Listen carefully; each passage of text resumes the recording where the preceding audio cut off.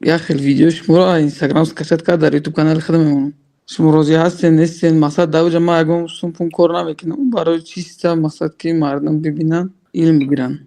از پخش مستقیم نگیرید اونو، از این نوارایی که بعدی پخش مستقیم در مسئله تیوی یا در دیگر کانال ها با صفتی بلند 4K میفرارن همونش گیریتون.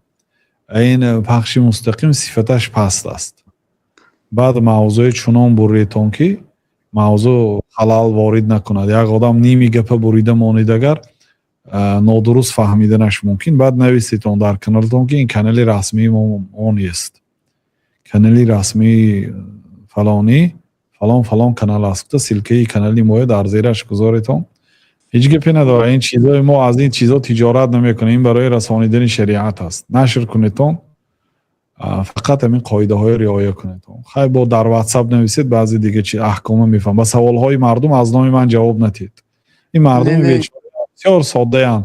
همین در کجا یک نوار ببینن در تکش داملا گفته سوال میتیان. مردم این کانال کی است؟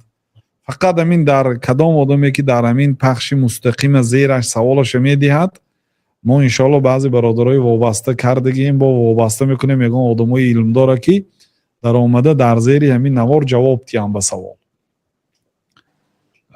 سوال هایی که مثلا است دادن گیرتون در زیر همین افیرها. مثلا یک آدم سوال داد شما جواب میدونید جواب هست در مسئله تیوی یا در دیگر کانال ها جواب سیلکش گیرید و مونید به سواله